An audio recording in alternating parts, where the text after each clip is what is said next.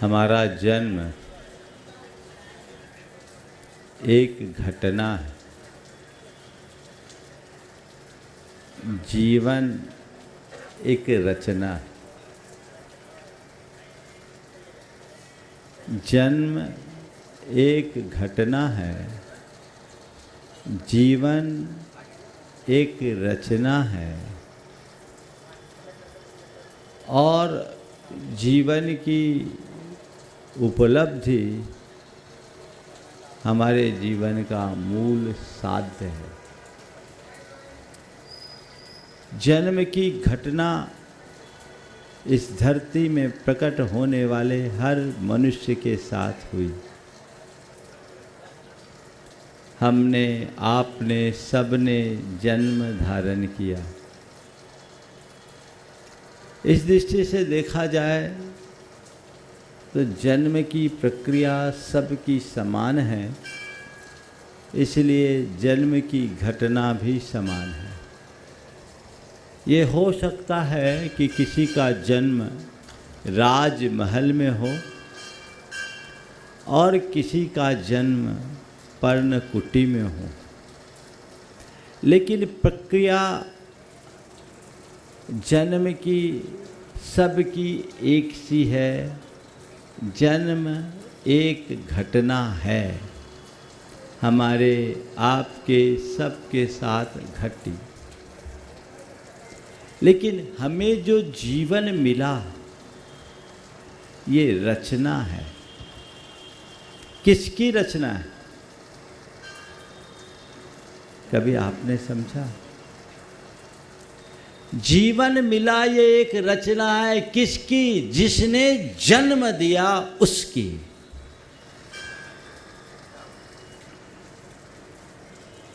चार बातें आज आप सबसे कह रहा हूं। जन्म एक घटना है, जीवन एक रचना है, इसे याद रखना है, अन्यथा तो एक दिन मरना है। घटना, रचना, याद रखना और मरना। जन्म के बाद मरना, ये भी एक देखा जाए तो जन्मना और मरना दोनों घटना है, एक इस छोर पर और दूसरा इस छोर पर। कदाचित जन्म की तारीख तो फिर भी निश्चित की जा सकती है, लेकिन मृत्यु की तारीख कभी तय नहीं होती। लेकिन ये तय है कि हमें, आपको, सबको एक दिन मरना है। मरना है कि नहीं?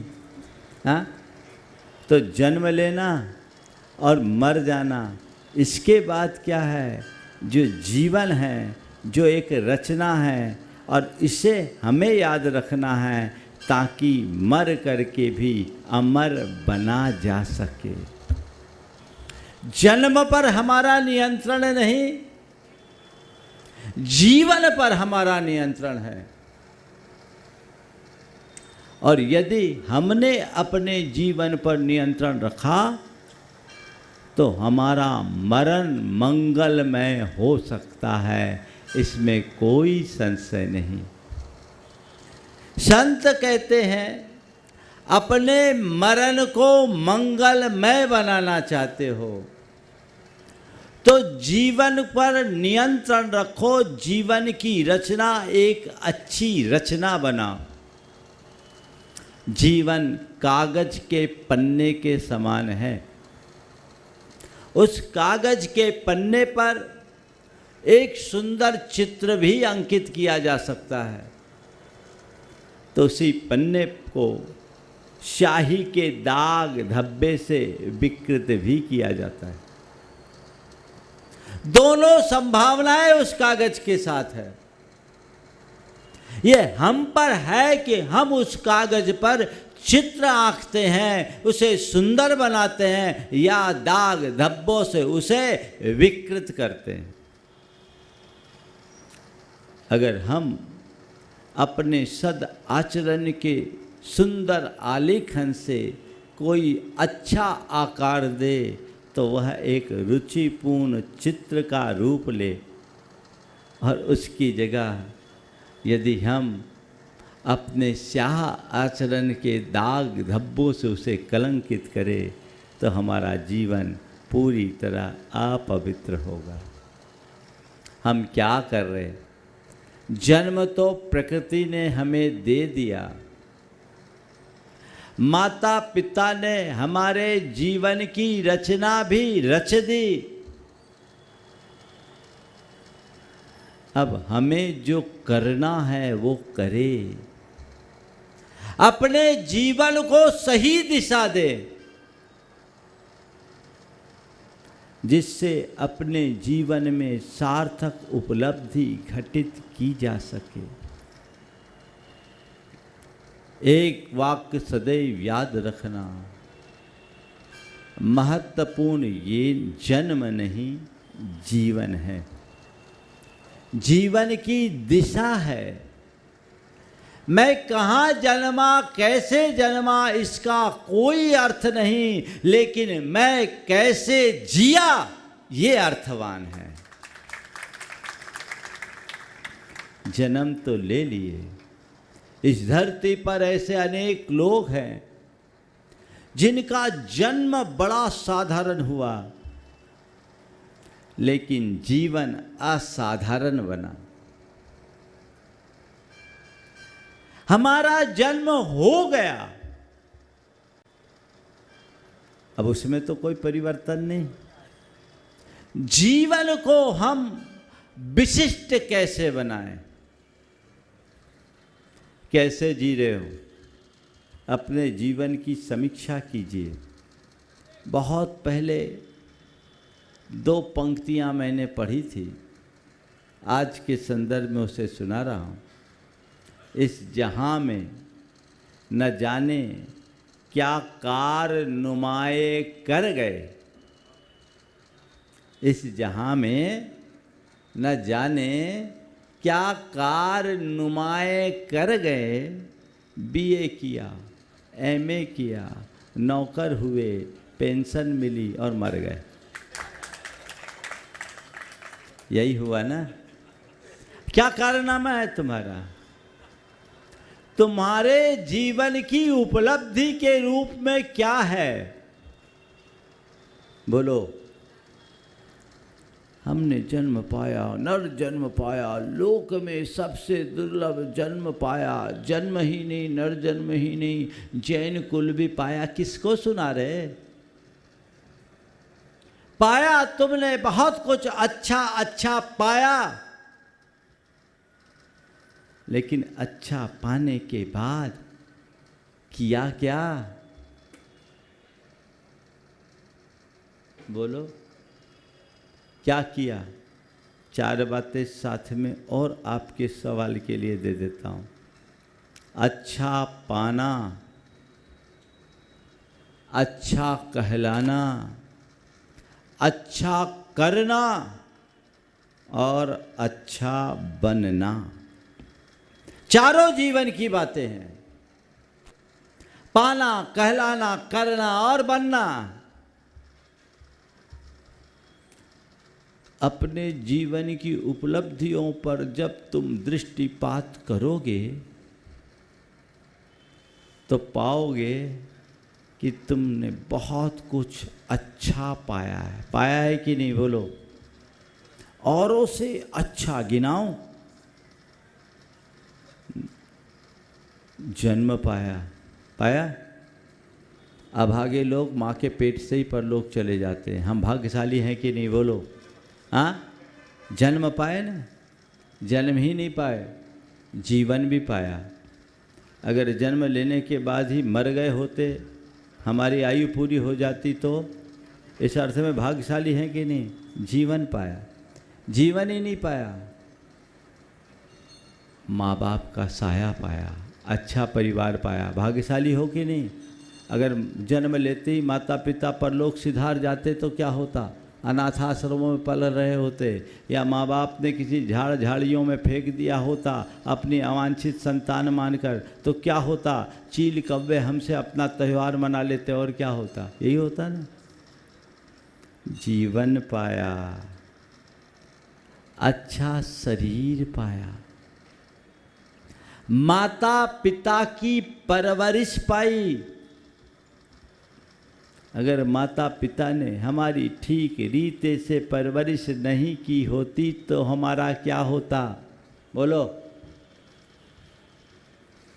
क्या होता? आवारा अपराधी लुच्चे लफंगे की तरह फिरते रहते, और क्या होता? है ना? क्या पाया? कुछ नहीं पाया। वो भी गया, जन्म पाया, जीवन पाया, पाया ना, अच्छा शरीर पाया, अच्छी बुद्धि पाई, अच्छे संस्कार पाए। अगर ये सब नहीं होता तो क्या होता? अपराधियों जैसा जीवन होता और शिक्षों के भीतर होते। भाग्यशाली हैं कि नहीं? अच्छा पाया, धन संपन्नता पाई। आज जो तुम चाहो वह सब करने में समर्थ हो कि नहीं? दुनिया में तो ऐसे लोग भी हैं जिनको सुबह मिले तो शाम का भरोसा नहीं, और शाम का मिले तो सुबह का भरोसा नहीं है। लेकिन तुमने पाया ना, अच्छा पाया है, ये अच्छा। और गिनाओ, और गिनाओ।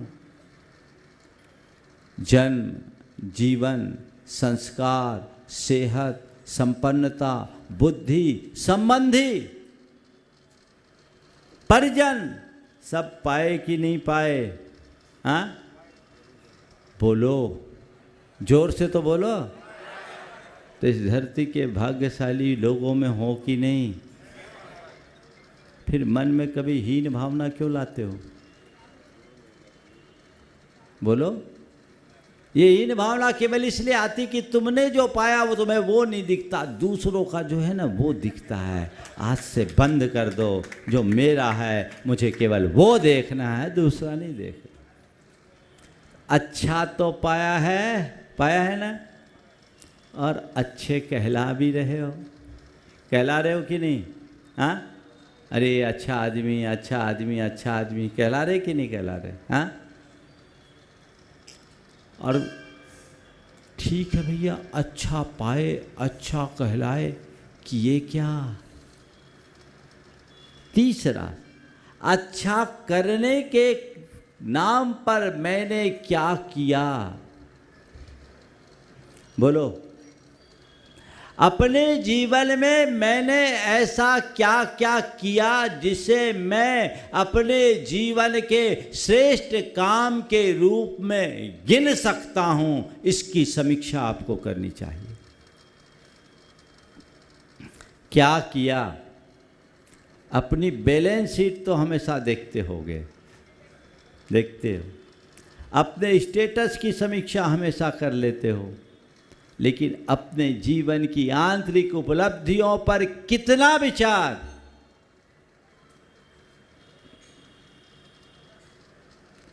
कदाचित तुम दान धर्म भी किए होगे अच्छा करने के नाम पर,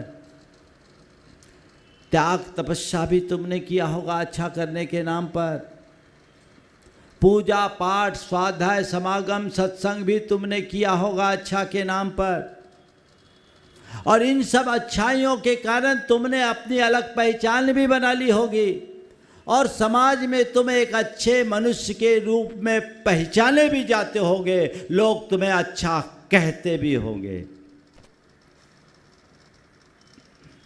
जब अच्छा करता कोई दिखता है तो लोग उसे अच्छा कहते हैं, इसमें कोई संशय नहीं।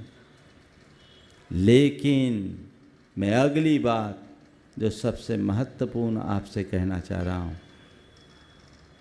कोई ज़रूरी नहीं कि जो अच्छा करे वह अच्छा बने भी। कहने को तुम अच्छा कर रहे हो, पर अपनी समीक्षा करके देखो, मैं भीतर से अच्छा बन पा रहा हूं या नहीं। अच्छा बनना एक रूपांतरण है।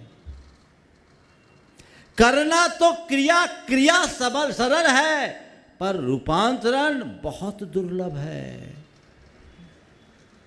कोई जरूरी नहीं कि अच्छा करने वाला व्यक्ति अच्छा हो ही।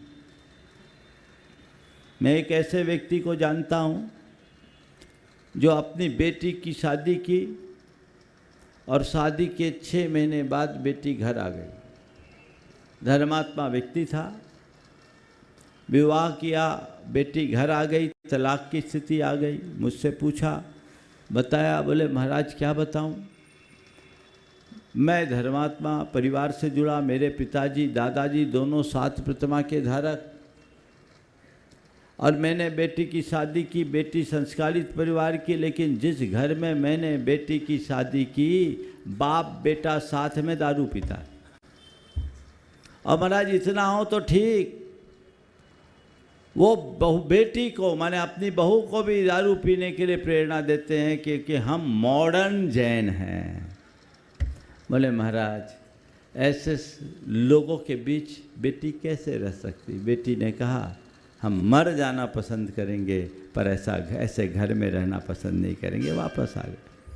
हमने कहा, भैया तुमने पता करके नहीं भेजा। बोले महाराज जी क्या बताऊं, मैंने सब जगह से पता की, वो आदमी बहुत अच्छा कहलाता है, समाज का मुखिया, साधु संतों के चातुर्मासों का कर्णधार,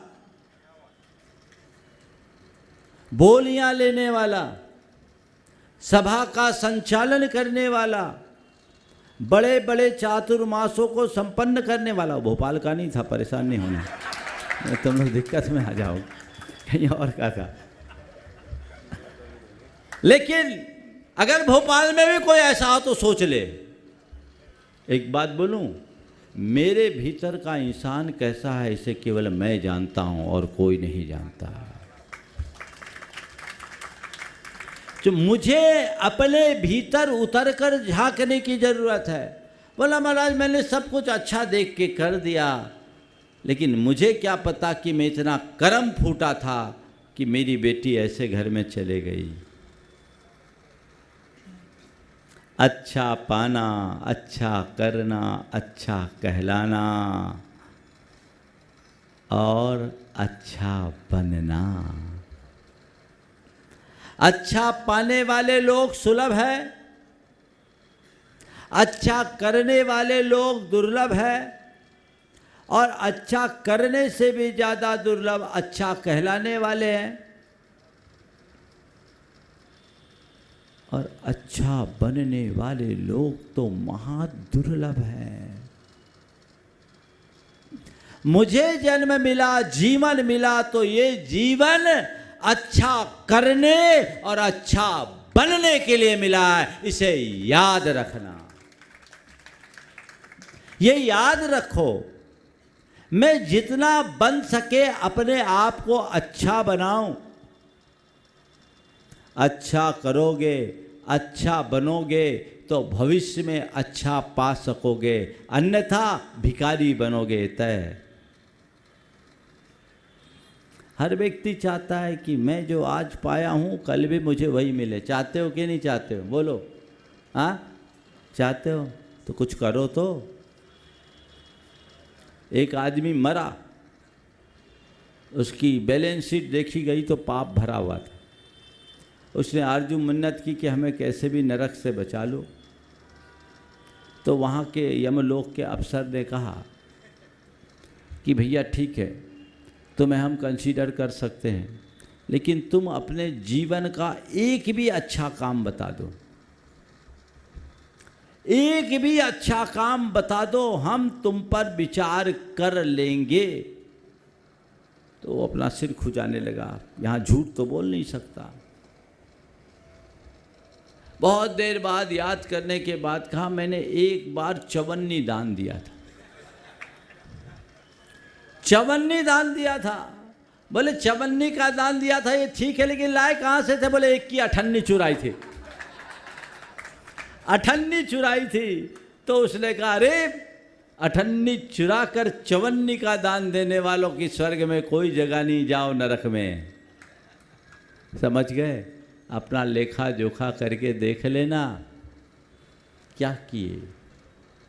अच्छा करो, जीवन में एक लक्ष्य बनाइए कि जितना अर्जित करके आए हैं, लेकर आए हैं, उससे ज़्यादा संचित करके जाना है।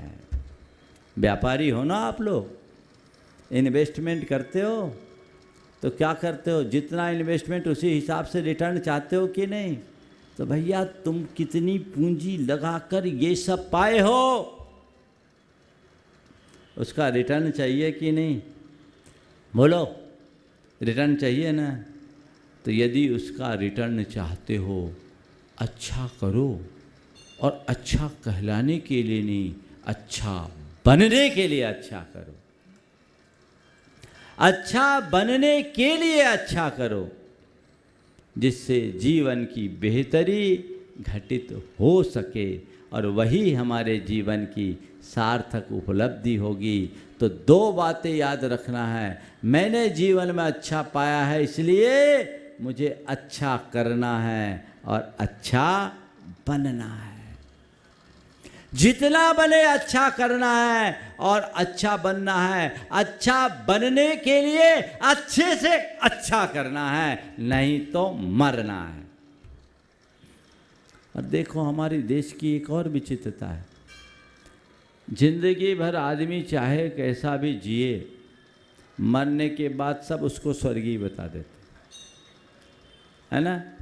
जीते भी जी जिसकी आलोचना होती है, शोक सभा में सब कोई उसकी प्रशंसा करते।